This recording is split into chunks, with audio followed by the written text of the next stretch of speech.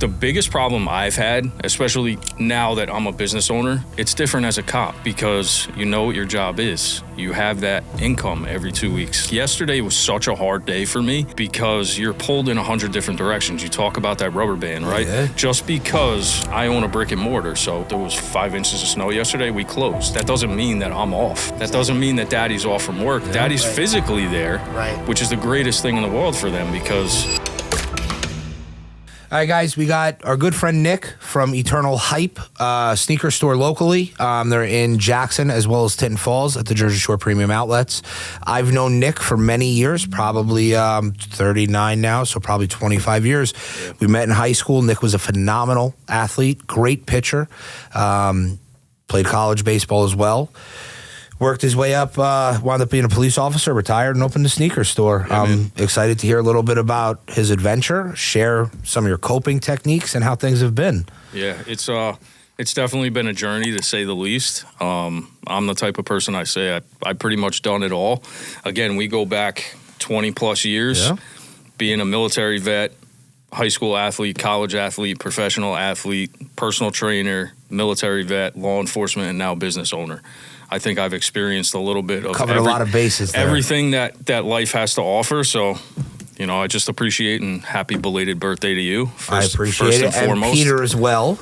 Happy belated, we're like man. Birthday twins almost. And also one thing you forgot, you're also a husband and a father. I am. I'm a husband of, damn man, me and my wife got married in 2016, so 7 years now. And you got two beautiful kids, I got right? 2 beautiful kids, 4 and 3. God. Nice. I say that God has blessed me is an understatement. I feel that. That's one thing me and Pete, a lot of this was about finding that balance with your wife or your partner and kids. I got 3, Petey's got 3. Our kids, especially our younger ones, are real close in age. And it's tough sometimes, especially you get a little overwhelmed. You don't know when that guaranteed check's coming. There isn't a guaranteed check for you now. No. You got all that stress. It's weighing on you. You got little kids running around screaming, crying. They want their time with dad. You're stressed, and you got to make it work, and you still got to find time for your wife. It's a constant, everyday, evolving stress, I would say. It's a different stress being in law enforcement and being in the military. Now, like you said, I don't have that check coming every 2 weeks. So now I'm the person that has to bust my ass day in and day out. Sometimes I start work at 6 a.m. I work until well after midnight. So again, it's trying to find that balance between family and business. Obviously, the business has to be successful to take care of my family. But I'm the type of person, my work ethic is, I'm not happy with okay. I want, my family to be set for life. Yeah. So that's kind of just like you guys. That's one of the things that I'm working towards. Good. You're trying to build. Yeah. Good. That's amazing. Yeah, I was just showing Billy a video before, and there was basically a young kid that was narrating the house and basically saying, hey, I know that you're only 10 years old and you want to rush to be an adult, but you're here and everyone's home. It's not always going to be like this. Mm-mm. And yesterday was a snow day, and snow days can get pretty friggin' overwhelming as a parent. Yeah. And night times lately have been really overwhelming for me as a parent. It's I'm going through that too. Try to put him to bed. Now Rowan's been we kind of got it figured out a little bit where Abby will be with Carter in our bed. I'll be in the bunk beds. Then 3 nights in a row, Rowan fell asleep on my chest. So I'm like, all right, that's the move. So I'll just stay on the couch with her. Carter's going a little bit crazy, but it's so overwhelming. It does seem to be very stressful at times, even though I got the cold plunges going. I'm trying to do all these things for myself. And sometimes I think when things are getting a little bit stressful at work, it doesn't take much at home to kind of put you over. Yeah. And I'm like, damn, well, I got to be able to disconnect what's going on in my phone and what's going on right here, because to that video's point, it's not going to be like this forever. 10, 15 years from now, my kids are all going to be grown as hell, and we're just going to be freaking empty nesters. That's kind of what it was about. It was a video about being like an empty nester. But it's true, because it's coming the day that you're not going to be the cool dad anymore. Yeah, bro, that breaks my heart. Mace isn't going to love that you showed up to school or wanted you to show up dressed as Woody for Halloween. You know what I'm saying? At some point, we're going to have to resign ourselves to that fact that our kids are going to want to be with their friends more than us. Yeah. So now, yesterday's a snow day. It's my birthday. I left work at 2 o'clock. I go home. We're hanging out. And to that video's point, there was a moment when I got home, I went in the basement with the 3 kids. Max and me are playing golf on Xbox. The girls are doing their thing. We're all hanging out. I start scrolling on my phone. Then I realize Max is doing whatever. They got a little obstacle course set up. Rosalie and Josephine are punching each other in the face. I'm like, bro, I put the phone on the other side of the room. I put it on the charger, and we just got back to it. But it's like a rubber band. You're pulled so tight with the stress. It doesn't take that much more effort to snap it. Yeah. And you know where I've been stress-wise. You see me. You've seen me evolve over the last couple months. Every day's a struggle. Every day, mostly because of Pete and a lot of the tools that I've equipped myself with here over the weeks, I found good coping techniques. Now, I'm not perfect. Far from it. But I try to speak calmer. I've tried working on whispering, especially with my kids. I've realized if I yell, now we're always yelling, no one's listening. Mm-hmm. I'm yelling, they're getting their energy up because my energy is up. If we bring it down and I'm whispering, they're listening. So if I'm talking like this, pisses me off when my wife is asking them to do something and they're blatantly not listening to her. Bro, I hate it. And you know they know what they're doing wrong. Oh, 100%. That's the biggest thing. And then they look at you like you're crazy. Yeah, for me yesterday, the biggest problem I've had, especially now that I'm a business owner, it's different as a cop because you know what your job is. You have that income every 2 weeks. Like yesterday was such a hard day for me because you're pulled in 100 different directions. You talk about that rubber band, right? Yeah. Just because, like, I own a brick and mortar, so there was 5 inches of snow yesterday, we closed. That doesn't mean that I'm off. Right. That doesn't mean that daddy's off from work. Yeah. Daddy's physically there, which is the greatest thing in the world for them because daddy's not there 6 days a week. I'm off on Sundays. And even though daddy's mind yesterday while he was physically Sundays there. I'm off, but I'm not really off because I'm always constantly working. You know, bro, I get that. We all know. The only time on my day off, which is Sunday, that I really get where I don't answer the phone and don't pay attention to it is only recently when I'm at a wrestling tournament because we got to look for bout numbers and mat assignments and stuff like that. There's no time for it.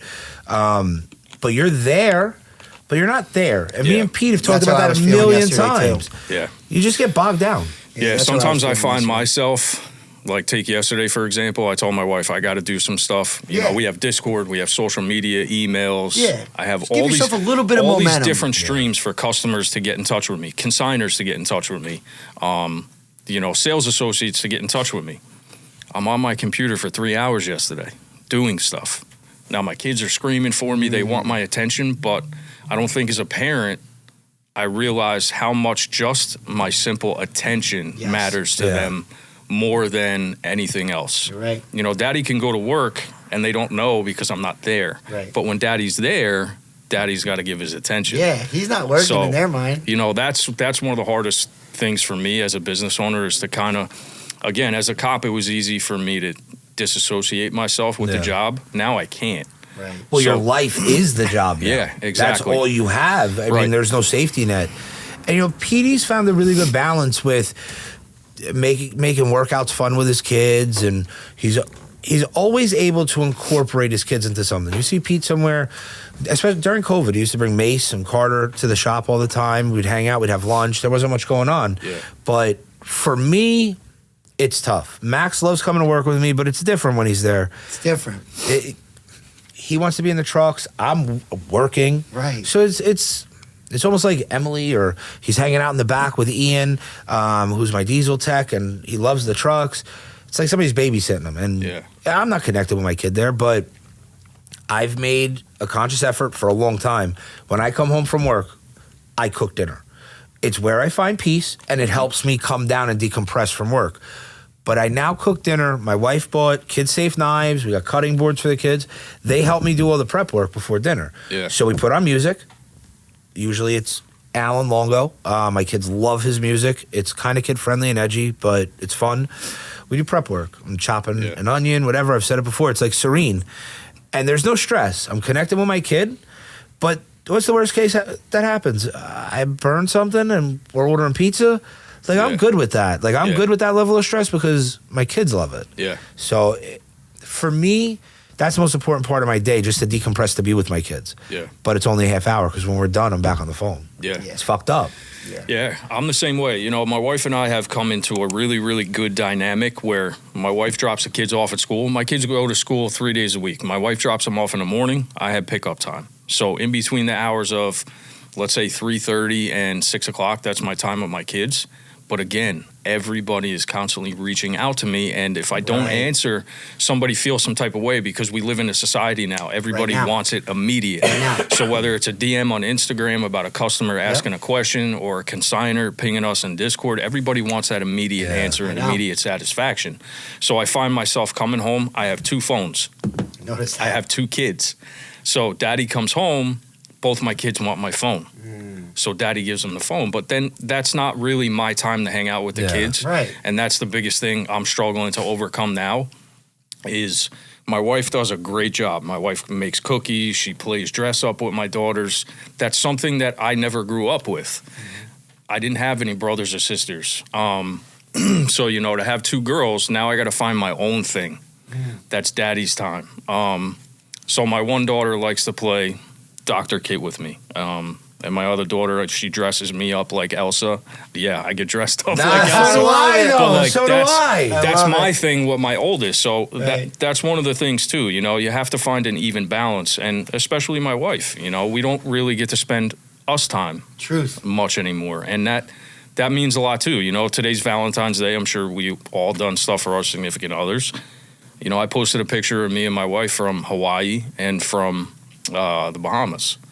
That was our time. So to find that time now as a parent, it's really hard. It is. You're not gonna. It's hard, but it's pivotal. Yeah. Yeah, but you're not gonna find the time to go to Hawaii right now. No, not Hawaii. No, but I'm like just an saying. hour and a half date night or something here and there, just to You need know. it. Because even like a lot of times in my house, anytime that my wife and I do get a chance to just have a regular conversation outside of like, are you making lunch, doing this, doing that, we get interrupted. I got 3 kids. So it's like we get into talking. Now we're talking over each other. Now I'm like, she's talking. I'm locked in with one of my kids like, what do you want? As she's in like the background.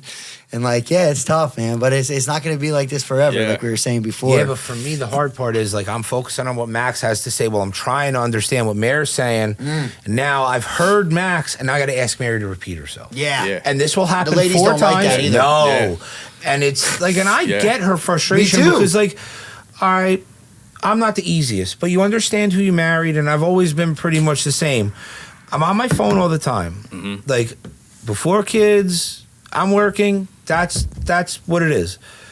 I've tried to get better at that, but like I listen to you. I try to multitask as best as possible, but like, yeah, I have to listen more. You know, you married somebody who's like a little scattered, but like, if I ask you to repeat yourself twice and I'm talking to our kid, don't get mad about it. Right. Like, it's our kid. Like, I'm not going to tell him to shut up so I can talk to you. He's 6. He needs me more than you. You're 40. right. Like, we got things. We got time to talk. It doesn't sound good at all, but sometimes I want to be like, yo, just text me. Just text me. I'll stay with him. Like, text me. I'll look at my phone. Okay.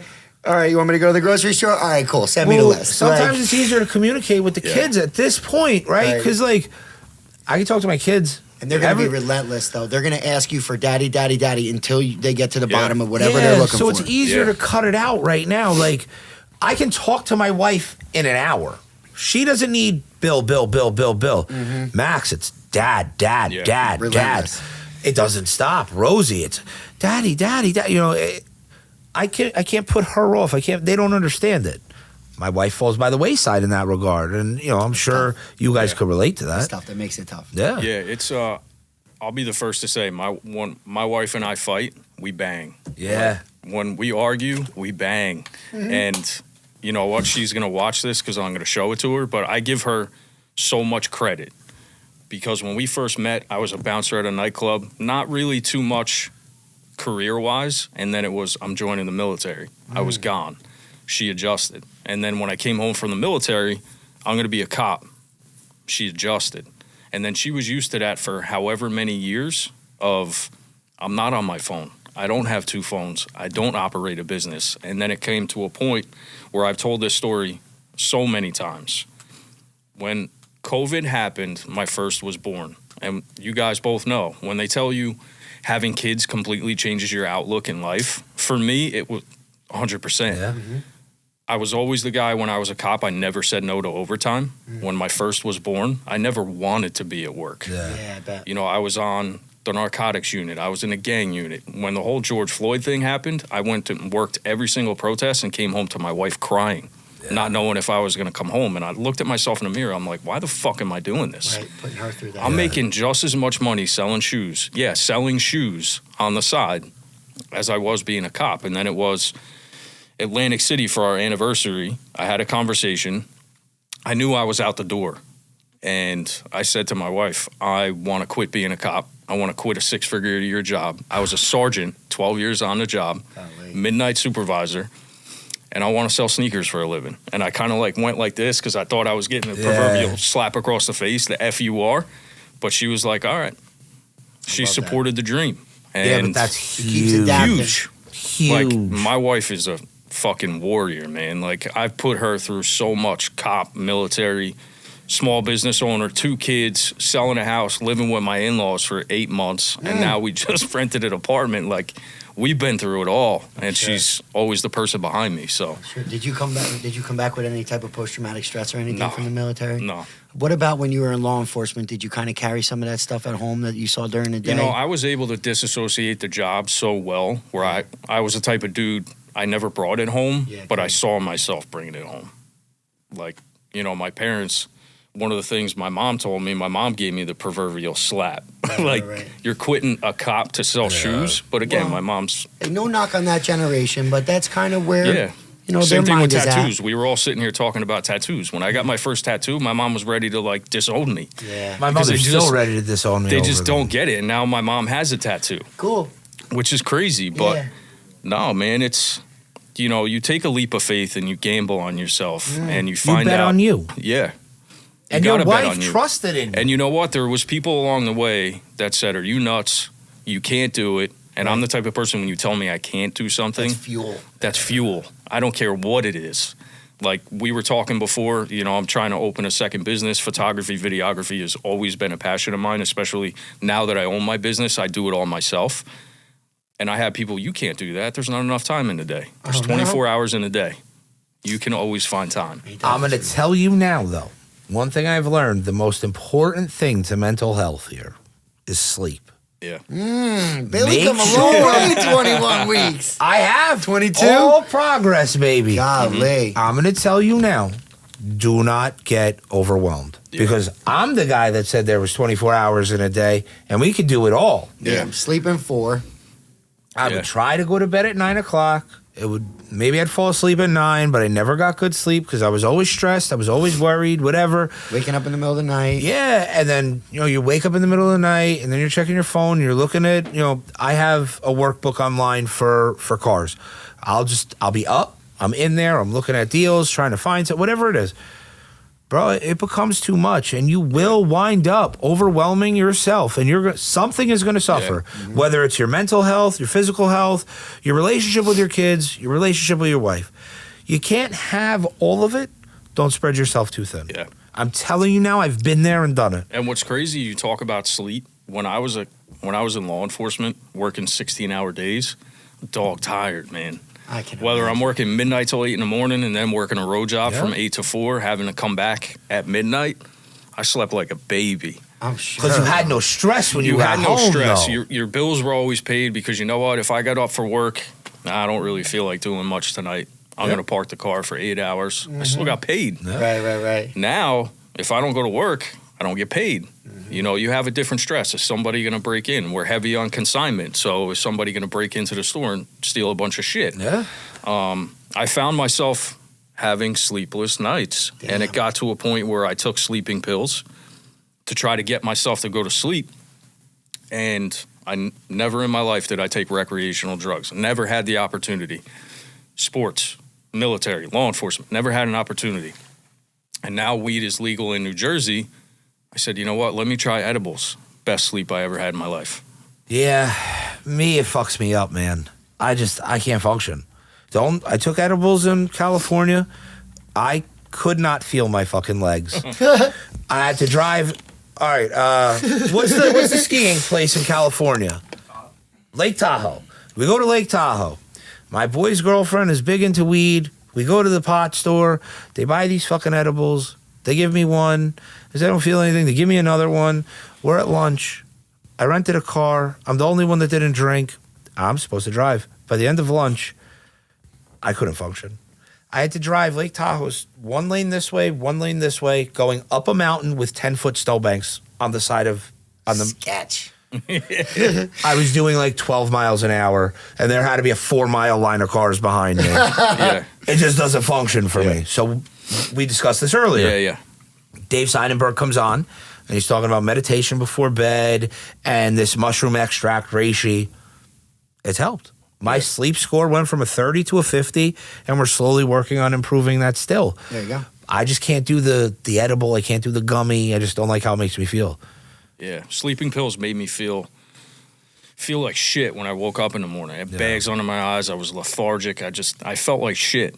Started taking the edibles. Never felt better. Well, listen, different recipes for everybody. Yeah. You know, it's what works for me. you. Yeah. Like this guy is a cold plunge monster. I'm trying to become friends with the cold plunge. I do a cold shower. I'll try to get a minute in under a cold shower, but getting in that cold bath is brutal for me. But it works for Petey. Right now, it just doesn't work for me. You do it first thing in the morning? Sometimes. We'll do it 3 times a day. Sometimes. The other day I did it twice. Saturday I was telling you guys I had that 5K, so I woke up. Oh no, Sunday I did it twice. Sunday was my birthday. So I treated myself to a second one, but usually it's just one. Usually it's just one per day. But, a few years ago I was super anxious, depressed, overwhelmed, whatever you want to call it. All of the above. And I was just searching for some ways to feel better. And this has just been something that's been easy for me to stay consistent with. Easy for me. Not trying to force feed anyone like a Jehovah Witness, trying to force somebody in religion. But for me, it works out good. I just advocate on people searching for something that works for them. Yeah. No matter what it is. I talk about coloring books a lot, meditating a lot, whatever it may be. The coloring books are nice with the Sharpie markers. Well, you're calm and you're just chilling. You guys can tell I'm high energy. It's hard to just, sometimes I say I wish I could live life at medium, but then again, I don't because I like who I am and how I am with my energy. I like that I could bring people up and make other people feel good. What comes with that is also some epic downs, but I'd rather be the highs and lows of me and just be able to modify it and make sure it's, like Billy said, sustainable. Yeah. Well, you're finding ways to mitigate your downs. Yeah. And I didn't mean to cut you off. Yeah, mitigate the downs. You talking about the cold plunge and running and whatever works for you isn't you force feeding it on me. It's you providing me a menu of options, right? Yeah. And I got to figure it out. So you're talking about a cold plunge, which I'm trying to get better with. Dave's talking about meditation and reishi and lion's mane, and I got real benefit from the meditation especially. I'm not perfect with it, but I'm trying to make it an everyday routine. That's it. I practice it with my kids, but it works for me. So you giving me options, Dave giving me options, Nick giving me an option, whoever it is, I get to pick and choose what works. It's like putting a puzzle together. My puzzle, not yours. That's so your pieces fit you, your pieces fit you, and mine fit me. Mm-hmm. So I appreciate you preaching that stuff because it's what's gotten me here today. For sure. We just so happen to talk about it freaking every week. I only missed, I didn't miss a day in January, or I missed 2 days in December, no days in January, and 1 day in February. But I had this stomach virus thing going on, and my bones were cold, and I just couldn't drum up the energy. And then even yesterday, I was fighting it because I'm watching it snow outside. I saw the video though. But I'm inside, looking out. I know you're gonna feel better. You're mad stressed in this house with all these kids going crazy and wanting your attention. You're feeling I don't know if it's anxious or when you think you're supposed to be doing something productive for work, but you don't. That fucks me up.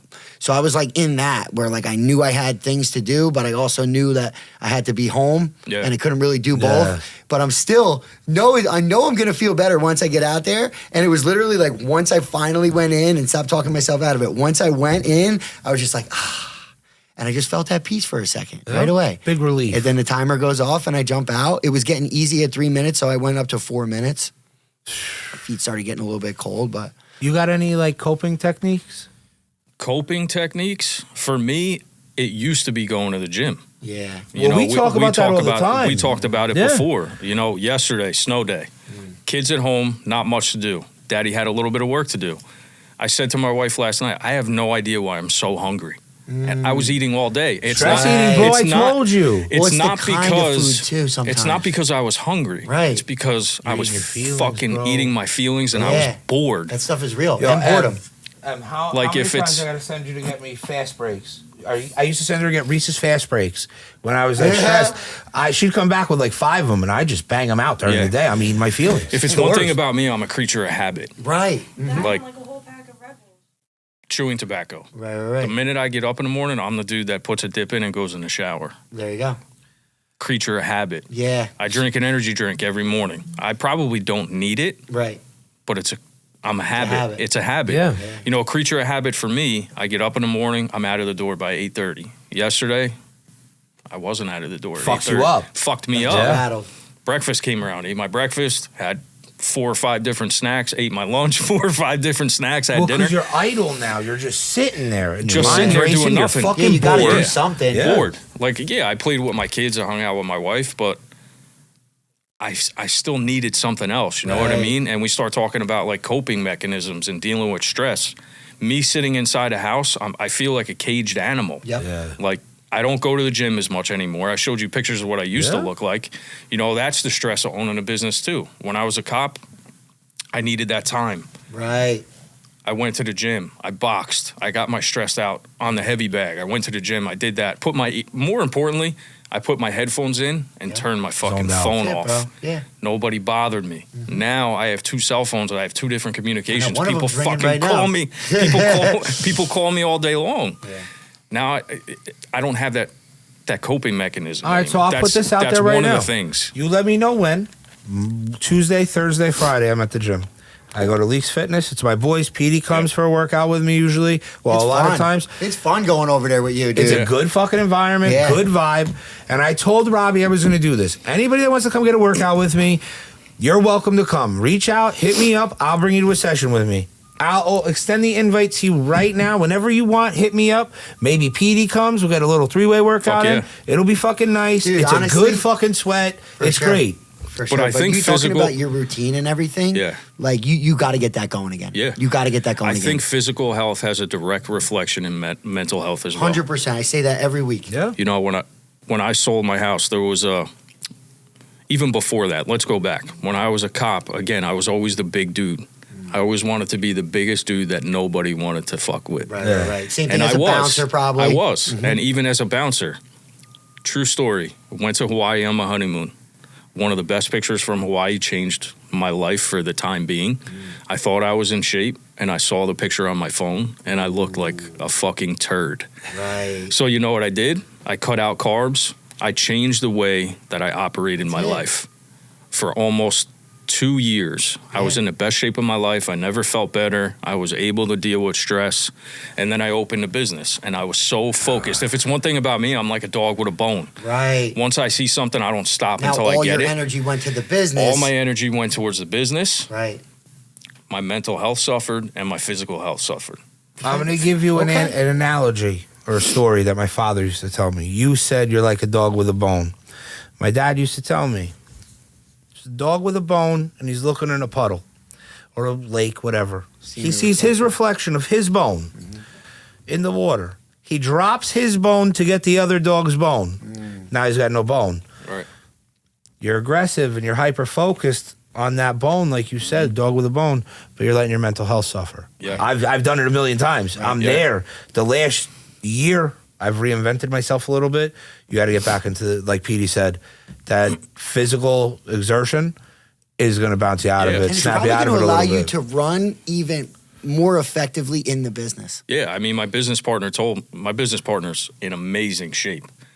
And I look at him, and that's what I used to be, right? So true story. It's still there. 3-4 months ago, I'm super anal. I'm super anal clean, OCD. I was outside cleaning my car in my in-laws' house. I went back inside, felt like shit, felt like I was going to pass out.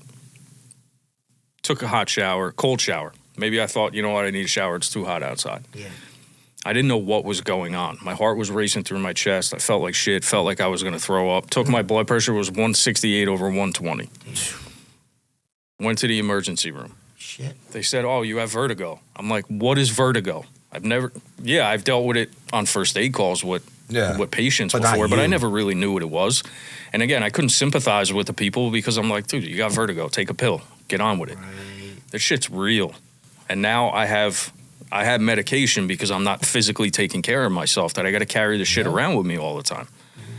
So now I have vertigo. So we're going to the gym Friday? So we're going to the gym. We're going Friday. Let's go. And again, I was the dude, creature of habit. Every day when I was a cop, I'd get up, go to the gym. My wife took care of my oldest at the time. We only had Tessa. I'd get up, go to the gym. I'd come home from work, go back to the gym. And now I own my business. Now that I'm so hyper-focused on that I took away from my own mental health and my own physical health. Well, I think that's the ultimate reason why I think we just pinpointed the area just talking about our lives that you can move and improve on. Because like I said, I was super depressed.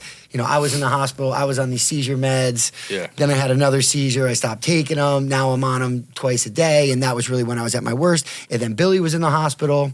And then when Billy was in the hospital and I went and saw him in his backyard, that was when he said, hey, we're getting on camera.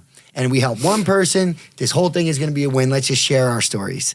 So, but we also talk about guys like yourself being on an island alone. Yeah. Like you got to pay all the bills. Like you think that you're the only one living this life and it's go, go, go, go, go. Maybe you're feeling a little bit like underappreciated, whatever you're telling yourself like in your mind. Like what we keep realizing week after week is people keep hitting us up and they're like, damn, I felt you were talking right to me when you said that. Like, that's me. I'm feeling the same way. Like, we're all in this together. We're all going through this together. Not unique so to I'm us. glad that you got vulnerable and kind of let us know. And like the before pick is one thing. The after pick is going to be way better than that before. Yeah, I mean, because now you got the business success, and you're feeling confident, and your motor's running great. At the and you know what it is? time. I know the recipe. Right, I've done it. I've done it before. Yeah, I know but now the recipe, you just gotta but put it to practice. I've always been putting it off. Yeah. You know what I mean? No more. It's okay. It's, I look at myself. I'm going to be a better business owner if I'm in shape. Yeah.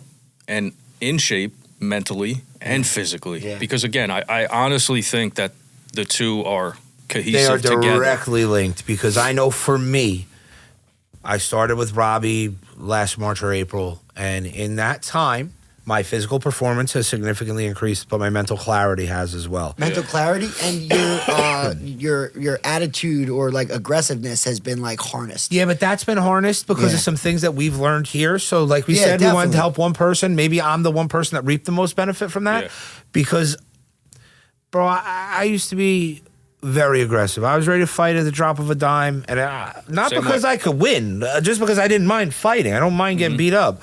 That Petey saw it a couple weeks ago. He was at the shop. I was impressed by that. There was an issue that, however it used to would have been handled, it didn't get handled that way. I just kind of brought myself down, breathed a little bit, and put to practice some skills I learned here. But physically, as I improved, mentally I improved. I was able to take on more tasks that I thought I was crushing previously, but I realized how clouded I was that I wasn't accomplishing things and performing at at my peak. Now, this kid, you could call him tomorrow at 11:30 on a whim and be like, hey, bro, you want to meet me at the reservoir in a half hour and we could run a quick 5 miles? And he's going to be like, yeah, the kid is always ready to go, but that also shows in his career. He's one of the top mortgage guys in the area. Yeah. I don't know anybody that's ever called him and has had a bad experience. He can give everybody their full focus. He's never distracted. Or he might be distracted, but he never forgets. Me, I forget a lot of shit. So do I. Especially when I'm at work. If it wasn't for Emily being able to track my shit. Around you. Yeah, but I've had to build that because cognitively, I wasn't at my peak performance. Right. Yeah. Watching Petey, and he always says that I feel better when I get sweaty. Yeah. I feel better when I get sweaty. Not just physically, mentally as well. Yeah. We gotta get you back there. Yeah. Yeah. I'm super excited. Good. You know, So Friday we're going to the gym. Yeah, let's do it. All right, 11 a.m. Friday, Leaks Fitness. Do you have a certain time window that you think now with the business? Like, could you kind of think about like, hey, you know what? Maybe I can get X amount of push-ups in while I'm at the brick and mortar. I could either start my day, like just find that window back for yourself. Like your family's gonna. Yeah, I think the biggest thing for me is trying to, like you guys said, find time for my fucking self. You got it. I mean, I've given so much, especially to my staff. You know, my staff I almost treat them like my children. I was gonna say that's your family because now. they're kids. Yeah. At the end of the day, my staff is 19. My manager in Jackson's 19 years old. We've forgotten more shit than he still has to learn. Yeah. Right. So I find myself micromanaging to the point where I make excuses. Oh, I can't do it. I got to go here. No. Oh, I can't do it. I got to go there. My schedule doesn't let me do this. My schedule doesn't let me do that. When I've always been the person, I'm getting up at 5. I've been putting it off for almost 3 years now. What's your bedtime like? Is that going to be a 12:30. big shift? Nah, Yeah. bro, you So gotta check that. You got to start there. Yeah. You gotta check that. Sleep. Not to is- tell you what you have to do, but that would be hard to go from 12:30 to 5. Yeah. And again, with the consistency, now you could do it a few days, a few weeks, a few months maybe. Before you know it, dude, you're gassing out. You're losing your shit on one of your employees for no reason. And it's like, oh, I'm tired as hell. Yeah, do that. It's hard, dude. I always get a second wind at night myself. But one thing I will say, if I do lose my shit now, I will 5 minutes later instantly apologize to you. Yeah. Like, but if we're at that point, there's generally a reason. And I'm pretty founded in it. And we've gotten there because I've tried to have calm, civil talks with you repeatedly. But I love everybody on my team. Yeah. Every one of the people that are affiliated with us is family. I will open my house on holidays to all of them, dinners, lunches, whatever it is. I don't care. But just, if I have a moment of weakness, please forgive it. Yeah. But I also have built enough trust in myself that I know the pieces that we've put together and people are in place that I can step out for that hour and a half I need to go to the gym to get my time. Yeah. And you have to be comfortable and confident in you as a leader, which you've have a track record of being a leader. You were a sergeant in the police department. You led guys. Know that you put your puzzle pieces in place. Yeah. Take the fucking time. Focus on you, because without you, a lot of shit ain't going to work. Yeah. 100%. So you were talking about some religious tattoos and everything before we got started. What's your kind of like spiritual connection these days? What's that look like? So I went to Catholic school growing up. Billy and I went to a Catholic high school. Oh, you went to RBC as well? Yeah. Cool. Yeah, we actually graduated together. Well, I got thrown out twice, but. Yeah, I almost got thrown out too. Yeah, but you were stud pitcher Nick Riker. I got thrown off the high school baseball team still my stud senior pitcher year. Nick Riker, I bro. lost all my scholarship money, man. No, so I've always had faith. Yeah. Right? In my adult life, I've gotten out of going to church. I still pray to God. I said it the other day. I answer to 2 people. It's God and family. I think you're going to say God and my wife. Well, that's kind of what you said. Family is very broad. 100%. No, but I answer to God and family. I do have religious tattoos. I have tattoos of people's names, my kids' names. I don't practice religion, but I have faith, if that makes But and that's kind of why I was asking, not to cut you off, Billy, but religion to me is very open-ended based on the individual. 1,000%. Like, because I remember going to Catholic church all the time, and I would always have this line, oh, okay, you're sinning all week asking for forgiveness on Sundays. Like, that was my thing. And it's like, all right, you showed up with fucking khakis on Sunday morning, and you were up there reading, but I know you as an individual, bro. Yeah. Like, what are you doing, dude? You ain't fooling me. And I was young. I'm like, I know this fucking guy. You ain't fooling me. So I kind of, and then I didn't have great experiences with certain religious stuff. I'm finding my own connection, which seems to be kind of like a Christian base. Yeah. Currently for me, which is fine. But like, you don't have to go sit somewhere for 2 hours. Like, as long as you're kind of living by some of these things that fit your realm, that kind of keep you on track. For me, the biggest thing with the God connection has been taking that pressure off myself to realize that, like, there's a higher power above me. That's been, like, the greatest win for me personally, to be like, get out of your own head, get out of your own way, take the pressure off your shoulders, like, give yourself some grace and realize that this is just how it's supposed to go. Well, what do it's they not say? gonna be Let perfect. go, let God.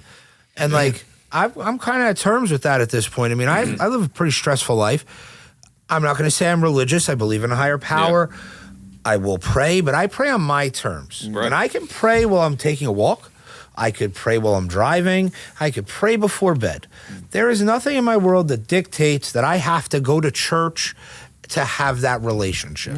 Now, my wife is super religious, grew up, her mother and father come from Europe. They're at church 4 days a week. My son did go to Catholic school, and I loved that experience for him. But I didn't have to go to church. No. I'll have my conversations and my prayer time and my relationship on my terms. It's the same thing as finding peace. What works for you doesn't work for me. What works for me doesn't work for you. Yeah. So, like, I think it's bullshit. You think the only way you could have a relationship with God is going and sitting at church and putting money in the basket as the offering comes around.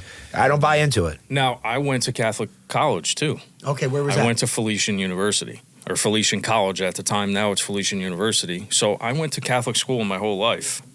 That's all you know. Didn't you leave RBC with more questions about religion so than many anything more. else? It was very confusing. Even church. Yeah. You know, you have these homilies and you have a pastor telling you all these things. I had more questions leaving church and leaving high school. It's a little hypocritical. Yeah. You know, especially on the business side of it, because let's call it what it is. And this is not me disparaging religion. No knock on religion. But religion is big business. Yeah. And everything is based on donations and attendance and this, that, and the third. And they want to track your envelopes or whatever. I'm sorry. If we're here to be good Catholics at Red Bank Catholic, which Red Bank Catholic was a great experience for me. I love the school. I love the church at St. James. This is not about them.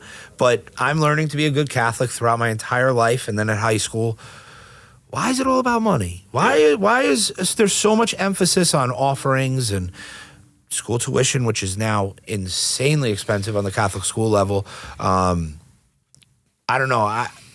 I found it confusing. And my grandmother at the time was very religious. I just, like I said, I developed my own relationship with God because of that. I think you have to. Yeah, you got to explore yourself. Yeah. Yeah. I definitely think you have to. Like I said, I pray every night. Good. And the hard part we have as Catholics is usually when do we pray to God? Or when... Man, I'll tell you what, I'm praying to God and find myself. Probably. Yeah. And that's what When you sucks need or about want the relationship. But is, I need something every day. Right. And I feel so needy. And like, I know what you're going to say because you feel like every time you're talking to God, you're asking for something in return. The way I've chosen to balance that out, and maybe it's true. In my mind, it's true. I try to do as much good as I can. Yeah. And I want to share my blessings. So if I feel a little blessed, I'm trying to pass that on, whether that's helping people get sober and get into detox or treatment, or if you're struggling financially, I can give you a little bit of a hand up. I don't do any of that for recognition. Very rarely will I ever discuss what I do for people. I get uncomfortable and awkward about it, but that's my way of indebting myself or balancing out my debt to God. Because I'm not going to lie, God's been there for me a few times. I died in June. Yeah. I'm blessed business-wise. I'm blessed with a beautiful family. My daughter was in the NICU for 17 days when she was born. I prayed every day and begged every day for her to be okay. She came out of it good. It might have been a struggle when she came home, but she came home. And I owe that to pay it forward. Yeah. So that's my relationship. That's how I balance it out, asking for so much. Yeah. Absolutely. So you were saying, Nick, that most people, what were you going to say? Kind of asking God for advice when they need something. When they need something. Yeah. When it's convenient for them. Right. But I think that goes in many areas of life. It is. You know, again, much like you, I've always tried and prided myself on being the person that would take my shirt off their back to fucking help anybody. The hard part is a lot of people take advantage of that. Yeah, Billy fits that realm a lot, myself included. But that doesn't, you don't need to modify your giving nature because somebody else at the time may be a little bit younger and immature to appreciate what was handed to them, or older and too immature to realize what they had in your friendship. You or told me there's over been the too summer. many parachutes handed to them, and every time they get a soft landing and they haven't had to land on their face quite yet. Yeah. And sometimes you got to land on your face to make these better choices for yourself to not need somebody else's parachute Petey anymore. told me over the summer, you have to do what's going to make you feel right. Right. Don't listen to what everybody else says. They could tell you're wrong for helping somebody or trying to help somebody with a situation. You got to do what makes you sleep at night. Yeah. And when he said that to me, well, I had a crowd of people around me telling me not to do something or they thought I was wrong. I did what made me feel good. Right. I did enough to make me put my head on the pillow and sleep at night. What somebody chooses to do with your assistance, your help, your guidance, or your aid, that's on them. Mm-hmm. And if you choose to misuse or disrespect me in the long term based on how you treated the situation, that's on you in the long term because I'm going to be here no matter what. Whatever you need, I'd be here today or in 10 years. If you fuck that up, that's on you. Yeah. So, yeah, everybody takes advantage no matter what. You just got to put it in check. Yeah, I agree. 1,000%. For sure. There was a woman at work when I was having a hard time. She gave me this book that's called Two Chairs. And what I loved about that is that it's a two-way conversation with you and God at any point throughout the day. That's not like, can you give me this? Can you give me that? Please bless me with this. It's like more of like a gratitude for me. Like, hey, thank you for all that you've given me thus far. Like, thank you for the highs. Thank you for the lows. Thanks for the good and the bad. Thank you for another day on this earth. I can't believe I just turned over to chapter 38 of my life book. Yeah. Like, what a blessing. And I was such a maniac as a young person. I'm just grateful that I'm still here, man. Yeah, shit's going to get a little bit crazy and overwhelming at times, but thank God I'm still here. Yeah. You know? I think when you fall on your face, too, that's a prime That's point. A blessing. Yeah. That's a blessing. It really is. It's a forced blessing that you can't see at the time. And I actually landed on my face. I had a seizure in front of my family. Literally. And I landed on my face. I had a chipped tooth for 6 months. I had half a tooth. And that was... I thank God for that every single day because I don't know how much more sustainable it would have been for me to be feeling the way I was feeling. And that was a huge blessing, dude. Yeah. I still thank God for that every single day. Especially business-wise, I'll be the first to admit I've fallen on my face as a business owner. I'm sure. Again, I went from a cop to owning a business. Yeah, I have a degree in business, but still, that's like being a cop. Now, It's like being a cop. They tell you in the police academy, 90% of the shit that you learn here isn't applicable to the street. For sure. You learn all your shit on the fly on FTO. Yeah, it's the same thing in business. You have all these textbooks and courses on life and how to run a business. They don't teach you shit. Right. You know, we talked about my accountant. Yeah. Bro, it's not. That was real. a time I fell flat on my face. Yeah. I had to pick myself up and fucking learn from it. Absolutely. So we've said it before. If it's not for the hard times, you don't know how good the good times are, and you have to struggle to be able to enjoy it. It's like a rainstorm with a rainbow. Yeah. Shit's got to get ugly sometimes, and shit's been ugly for me a million times. That's why I have a philosophy that I don't need my kid to win right now. You heard us talking about wrestling. I'm not there for my kid to win. I want him to win. I don't want him to be a loser, but I want him to face adversity, feel a little bit of struggle, and still pick himself up and try.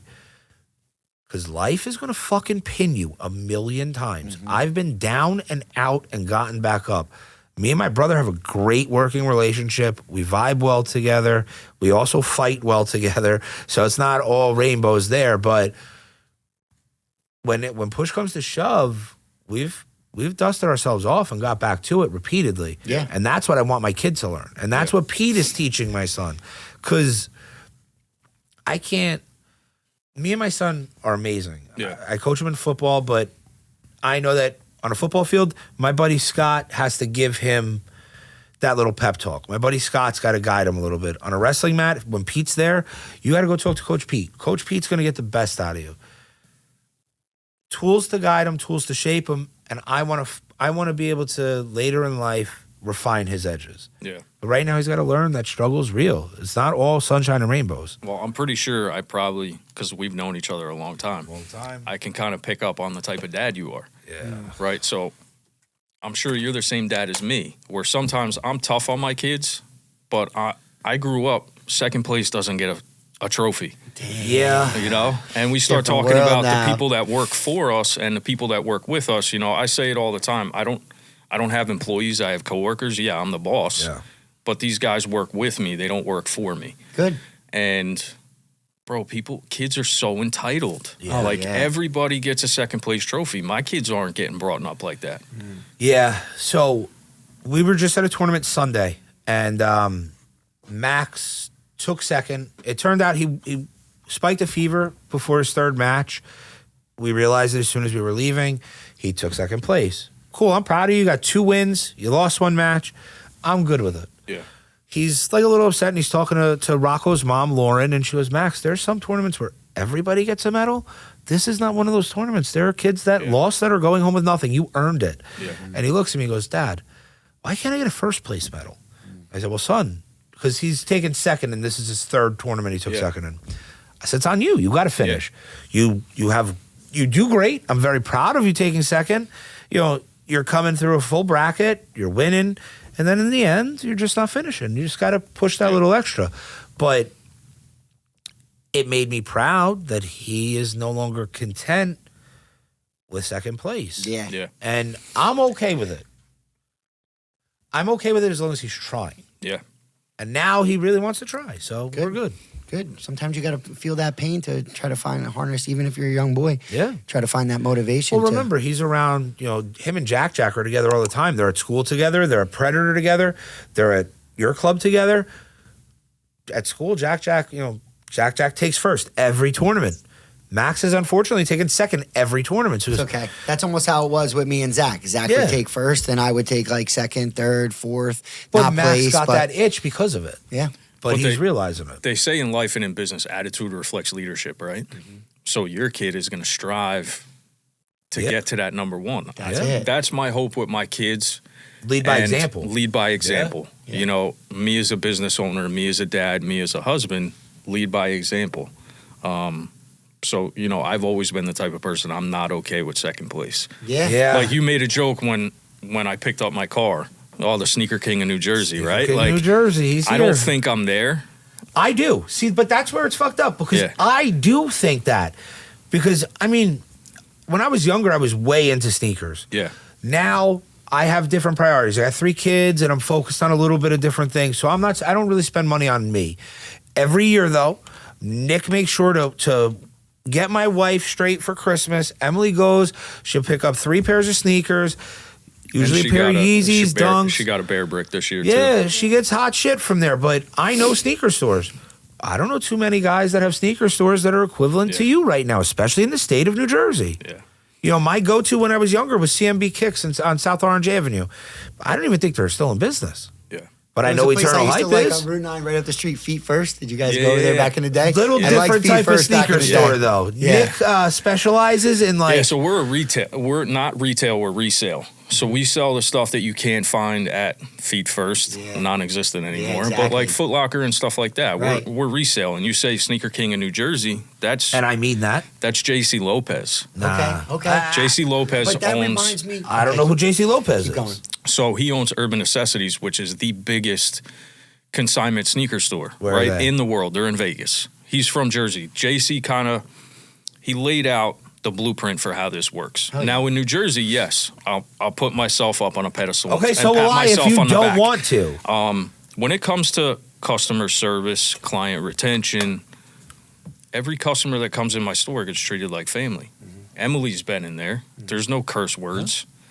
I'm a dad. There's a picture of my wife and my kids in the store. There's a picture. There's a picture of my partner and his kids. There's no sneaker store in Jersey where you have the owner's wife and kids plastered up on the wall. Yeah. We're family-owned business, and I mean that, family-owned. Everybody gets treated like family. One of my customers texted me this morning, pictures from the Super Bowl. He hung out with Offset at the Super Bowl. I reach out to him all the time just to say hi. It doesn't have to be, come buy a pair of shoes. Yeah. Right. It's just reaching out to say hi. How you doing? From the CEO of a company, that goes a long way with a lot of people. Definitely. And I think that's what kind of separates me from everybody else. It's funny you say that, though, and not to shift gears and take the focus off the Sneaker King, but we were talking about tattoos and we were talking about Ian. That's the relationship I have with Ian now. Yeah. Like, Ian just hits me randomly, like, yo, what's up? Like, not even on some tattoo stuff, like, just to talk. Like, I was sick a couple weeks ago. I had a thing going on. My man checked on me every day. That's the tattoo king in New Jersey. Nice. My man is talented. Now, Petey grew up with Ian, Ian speaks, the highest of praise of Pete, but that's the relationship me and him have developed, and I love that because there's not a lot of people, like, business is business, right? So, like, You treat your clients similar to how I treat my clients. Right. I know how Pete treats people.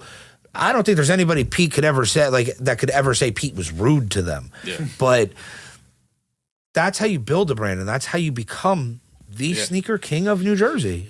Bro, it has not been easy, and there have been situations that I've dropped the ball in mortgages. Yeah, there's been people who just couldn't quite qualify, Life and lessons. all these different things. I'd be up losing sleep over these things. I have to break the news to somebody the next day. Hey, I'm trying. My heart's in this. I can't make it work. So it's definitely not perfect, dude. I got a lot of sleepless nights too. I wake up with a lot of knots in my stomach about some things that I can or can't do, or these lingering loans, and dude, there's a lot of freaking stress. But even the stuff that's kind of in my control, dude, I can get bogged down. It's not perfect, dude. It's not perfect. Do your best to provide the best experience. Yeah, my heart and soul's in it, but it's a lot, dude. But I started to realize that no matter what you call your business or your job, whatever it may be, it's not about the stressor, because it's going to be stressful no matter what industry it is.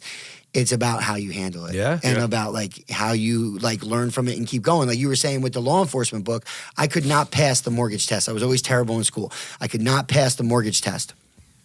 Mason was 2 months old at the time. I was crying in the testing parking lot that I just had to fail. I had to wait 6 months to be able to take the test again. I finally passed. I had a flashback when I got super overwhelmed with all these phone calls and all these texts from all these clients, and I closed my eyes for a second and I visualized me crying in the testing center when all I wanted to do was pass the test.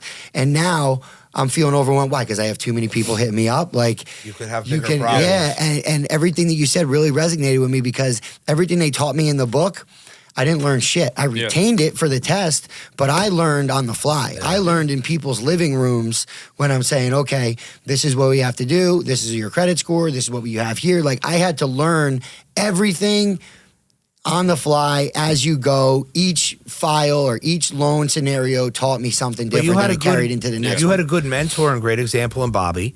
Definitely. And I'll never forget you saying you would watch him make phone calls to clients, and it was never talking about rate or whatever. Mm-hmm. How are your kids? Right. How's the family? What's going on? And you could apply this to any industry, not just mortgages or banking. You could apply it to sneakers, automotive, whatever. Your clients, it's relationship based. Yeah. I could call a million different mortgage guys. I'm going to call Pete. Yeah. I could go online. I could go on StockX or GOAT and buy sneakers. I'm going to Eternalhype because of the relationship. What's up with this billboard over here that says I hate carpayments.com? Oh, I have no idea. I didn't see it. I almost went to it. I almost took a picture and sent it to Zach. So I remember for years growing up, that's a marketing tactic. Right. I would go out to Pennsylvania. There's an auto auction, and they always had a "I hate Steven Singer" billboard, and I think it turned out to be a jewelry store or something. But I guess that's a marketing ploy just to get you to visit the site. Right. Let's look at it. Click on it. I hate car payments too. I'm going on it right now. Let's see what it is. I hate carpayments.com. So does Friday at 11 fit your schedule? I'll make it work. All right, so we're in there. I'm doing 2 workouts. I'm going with Emily for boot camp in the morning. And then I'll be there at 11 for our little time. And when I say I know the blueprint, I was a certified personal trainer for 6 years. Right. Successful one. When I was a cop, again, we start talking about I'm not okay with just one thing. Even when I was in terrific shape, I reached out to a coach. I was going to do a bodybuilding show. Because I'm just not satisfied with one thing. Yeah. I'm the type of person I got to be all over the place. I'm sure. Holy shit! You know what I just realized? You have to know. Well, I'm assuming Joe McAuliffe. Yeah. Yeah, he was just on here. No way. Yeah. We interviewed him a few weeks ago, and then he went and won the world championships. He was texting us Friday. Yeah. His biggest competition failed a drug test right beforehand. He's crazy. Oh shit, we're like, damn. I can't believe it took me so long to connect that. And then as you're saying, crazy. You got a coach and bodybuilding. Yeah, it hit me. But and then Joe left here. And him and Dalton got linked up with a whole podcast. He's running a podcast out of his gym. Yeah. He's got so much good. Like you were talking about, sometimes the information in the book is one thing. Like Joe's got knowledge. Joe's got the knowledge. Yeah. He's adapting as he goes. He got pretty vulnerable with us and told him it wasn't always like this. Like he gained some weight with the little kids and different things. And then you see him sitting there with us. And it's like, none of it's permanent. Yeah. None of it's permanent. Well, we could always get better. We could always improve. And Tony Robbins has great things that he has to say. And you were talking earlier about habit. Yeah. And he said that those habits can all be modified as well. Like habits aren't permanent either. Like, or you could have this, you have mad energy to like be better always. Like even if you were living a perfect life, you'd be looking over, that fucking, I'm not okay. You know, that's not all right. Like I got more in me. This is not, I need more. You don't have more, it in a bad way. You don't have it in it's like a good keep trait. up with the Joneses way. No. It's a you good have trait. it in I want to be the best Be the version best of me. you. Yeah. And you know what? Like, I always relate. I love Andy Frisella. Yeah. You talked about Tony Robbins. he's I got love great stuff, too. I love Andy Frisella. And one of the things that he said in a podcast, and I'm also in the Arate Syndicate, is when it comes to entrepreneurship, most people walk away and you have to treat it like the bamboo tree. It takes 5 years for a bamboo tree to sprout. Yep. Business is the same way. Yeah. So how long have you guys been open? 25 years. So I've been open a little over 2 years. I'm a baby. See, but here's the flip side to that. We've had in the last 5 years significant growth and rebranding. So 6 years ago, my dad had a major stroke. He's completely out of the business. Me and Michael did our thing with it. And in that time, we 4x'd all of our gross sales numbers and expanded rapidly, probably far too fast. We grew so fast. During COVID, we just grinded it out, and we just kept putting more pieces. And you're right. That 5 year, whether you're starting new or significantly growing, it's going to be a rough 5 years. Yeah. It's going to be a rough 5 years because you're taking on, if it's brand new, you're taking on all new stuff. If it's a significant growth phase, you're taking on way more stuff. And you got to figure out how to make margins work. As you grow, a lot of people don't realize this. For me, let's say somebody sees me add 4 trucks. That's 4 trucks, more insurance, more truck payments, more guys. The margins only get thinner. Yeah. So you have to figure that out. that's so a like, fact. Yeah. and you were talking about having the recipe before. Yeah. We had the recipe when it was small and contained. Right. Now you're trying to tweak the recipe a little bit. Yeah, so like you were making dinner for 5 people. All of a sudden, you're hosting 200 people at your house and you got to make the same dish. Shit gets fucking hard. Yeah. You got to figure it out. When we start talking about scaling too rapidly, that's kind of the position we're in now. Yeah, it's tough. I would say in May, we had 800 pairs of shoes, 1 store, and then we opened up consignment. See, consignment's a necessary beast. See, I know the statistic, and it's We shocking. went from 800 shoes to like 7,000 pairs of shoes for consignment. But now you're dealing with, I have 453 consigners, so you're dealing with 453 different personalities. No wonder you can't. And people you have to manage. And it's not guys like me and you, or we've been in business and you've been in business. It's kids that are 16, 17, 18 years old that they don't realize what it takes to do it. And that's kind of the difficult thing is we scaled so rapidly and we had so many pairs of shoes. My business partner's a contractor. We literally took our stock room and moved it out 10 feet in one day because we didn't have any room in the back for all the shoes. So then it became a problem. Do we open a second location? And then, we open a second location and now you have more problems. More problems, more overhead. So more money, more problems. Yeah. Scaling is It's usually just more problems for me. Scaling but I used to say no money, mo problems too, because that's some problems too. Yeah. So. But even the malls, they see these crazy monopoly numbers that we put up, but they don't see that I only make 20%. Right, so right. That's Makes the thing. sense. Like everybody wants to talk about a gross sale number. What are you keeping? Because exactly. everybody forgets that there's overhead. We talked about it before. Okay, we did X in gross sales. What did I keep? Because listen, you're a mortgage guy. You look at somebody's income. How much of it do you have? Like, you know, even just taxes when it's based on gross is not a real thing. Like my first year in business, we eclipsed $1 million. $1 million in gross. That means shit. Right. But all right, it means shit. But your first year in business, that's fucking significant. That's out of control. Because your first year in business, your biggest thing, I'm assuming in your space, is you have to get market share. Yeah. And you have to establish yourself and you have to brand yourself. Yeah. So to come out of the gate. Yeah, but it sounds like you were really hustling when you were a cop too. Like that, it built. How long did you build before that 1 year? But it wasn't Eternalhype before then, right? Like you hadn't built that brand. But he had some relationships cultivated. Yeah. He was able to. Again, I consider myself an OG in the business. Yeah, like, exactly. I've been a sneakerhead for over 20 years now. Right. Like all these kids, I told you a story before. I went to pick up a pair of shoes. You know, I have a Rolex and I have a BMW. People, it must be nice. I traded a pair of shoes for this watch that I only paid $1,000 for 8 years ago. So who would have known that pair of shoes is worth over 30 grand now? Yeah. But they see this nice stuff. They don't know that I work 100 hours a week. Yeah, that's what I try to tell some of the younger wrestlers that'll look at some of the really talented wrestlers. And I'm like, yeah, that's fine. Like, you see him now and you see him dominating. You know, Tanner, for example. What went into all that? You know, you'll see him, but you don't see the heartache. You don't see the injuries. You don't see the lost wrestle-offs. You don't see the contemplating maybe quitting because it just sucks. Yeah. Like, you don't see saying no to social gatherings and going out to work out. You don't see the runs, the lifts, the cold plunge. Like, you don't see any of that shit. All you see on match day is someone dominating. The fruits through their labor. Yeah, exactly. You know, you don't always see the struggle. And just back to the numbers again, they see crazy monopoly numbers, especially out of Jersey Shore, right? My margins are 20%.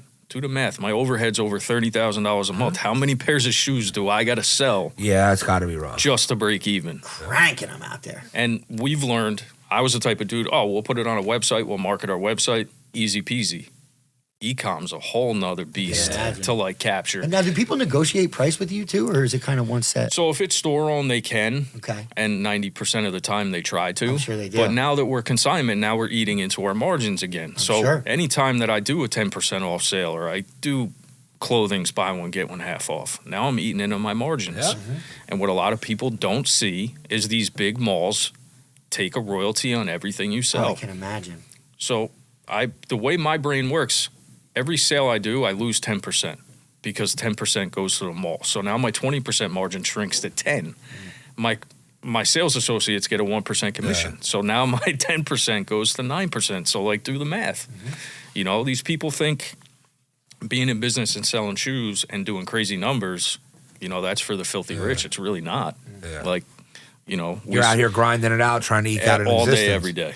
I get that. Every day, weekends. You know, just because I have a big facility and a bunch of people on payroll does not mean that we are, you know, this big wealthy fucking conglomerate that everybody thinks we are. Yeah. You know, there are struggles that come with all of it. And nobody sees that.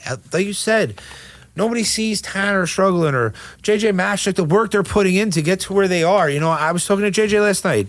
He's hoping to be a first seed in districts. He's hoping to do well, and he's hoping to wrestle in Atlantic City, and I'm hoping to be down there because I'll be down there. Actually, Becky's boyfriend, Cole, is a fighter, and I'm one of his sponsors. He's at a fight March 1st, so I'll be down there to see everybody wrestle in States as well. Oh, that's the same weekend, Cole's fight? Yeah, so dang.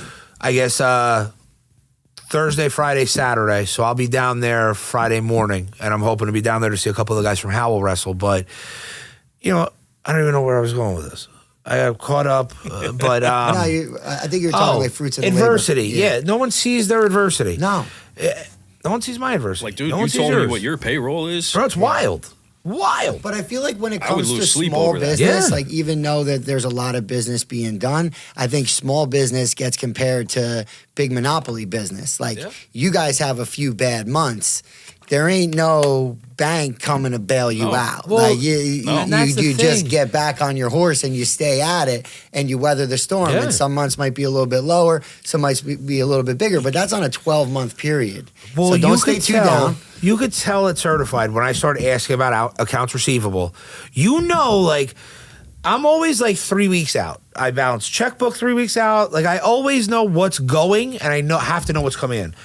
Bro, I'll have fucking customers that, I mean, they just don't want to pay. And it's absolutely ridiculous the amount of receivables we carry. Zach does an awesome job of getting them cleaned up. And it's just like, it's not even about having a bad month. I can have a great month. But if I have 3 customers that have a bad month and they did a lot of business and they don't pay me, now I'm fucked. You guys are feeling now I'm fucked. You know, I'm spending 30, 40, 50,000 a month in diesel fuel, depending on how busy we are. Insurance payments, payroll, trucks. My service department does easily with its eyes closed 100,000 a month. If I have people that don't pay, we're doing the business. Guarantee I'm doing the business. It's not guaranteed whether or not I'm getting paid. Yeah. So take comfort in that. At least you're getting paid when they check out. Yeah. Ain't that the truth? But then we also deal with chargebacks. I'm sure you deal with that too. Yeah. Yeah. You know, people come in, and the thing that sucks is all these big banks always side with the customer, and then we got to eat it. For me, it's okay if it's you store get the owned. sneaker back? No.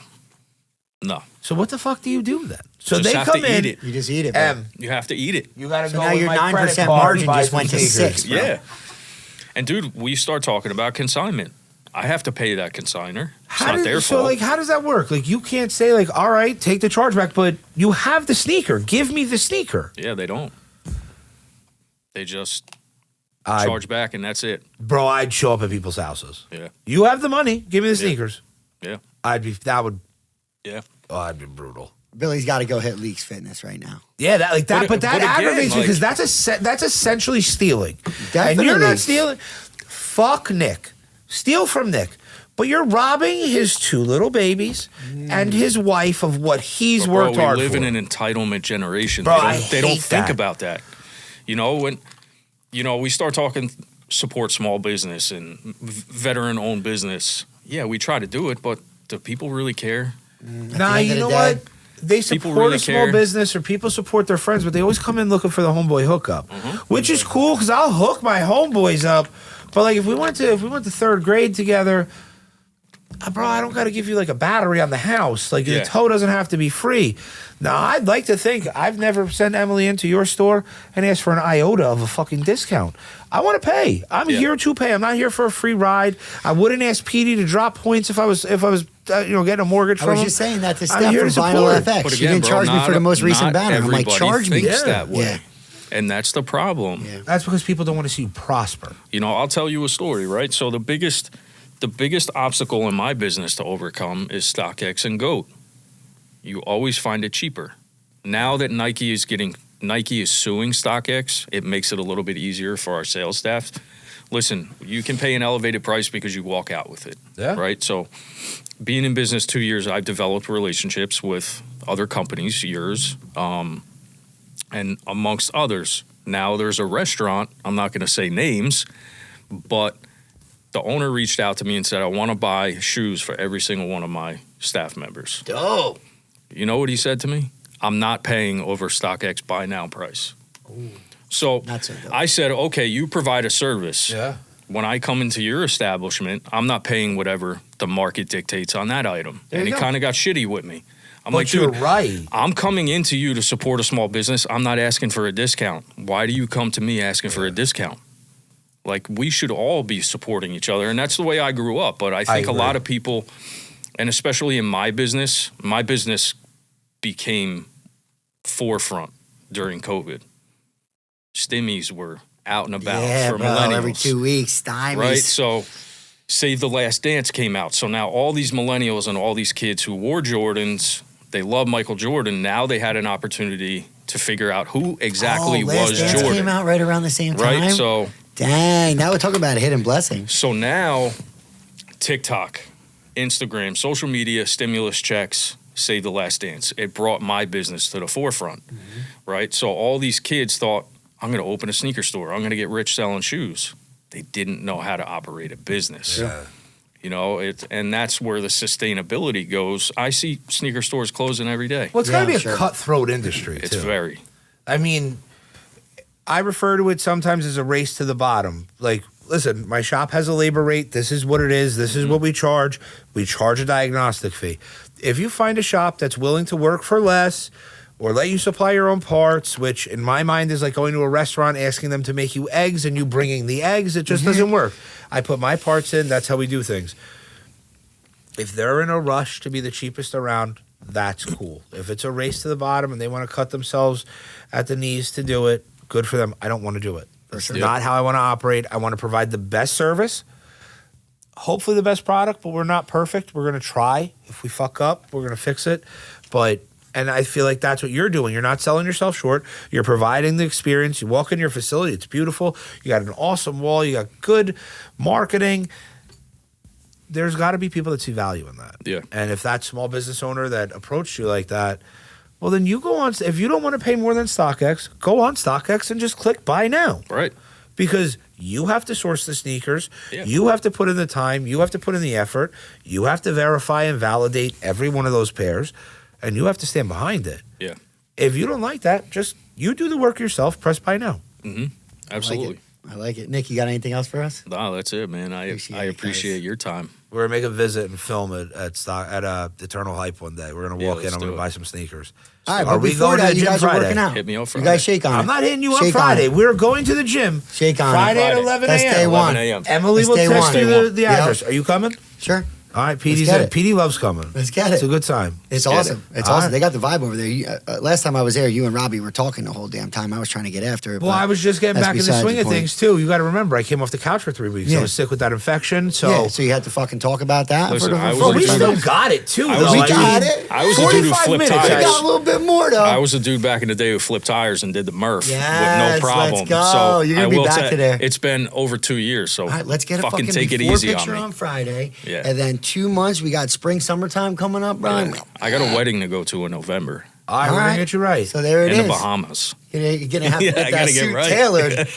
It's All funny, right. man. I keep, and I tell this story to everybody. I have fat clothes and skinny clothes. Okay. Like I'm the guy whose closet's full of shit. It's either one or the other, and bro. half of them I don't even wear I got because that. I have the fat gene. Yo, I grew up with it. Let's start dropping LBs.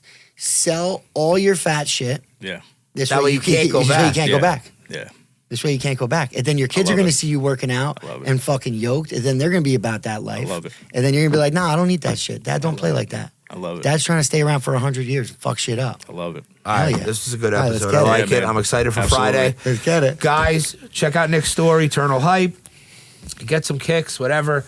Shout us out, share, like, subscribe. We'd appreciate it. Click the link in the bio. You could submit questions. We're here. If anybody wants to get a workout in with me or Pete or Nick Or or, me. whoever, Yeah. Nick, Big Tom, let's get Yeah, it. man. I already Let's told get my it. boy Robbie we'd open it up. Let's do it. Have a good week, guys. Good See ya. stuff. Later on. Awesome. I thought that was pretty good. Yeah.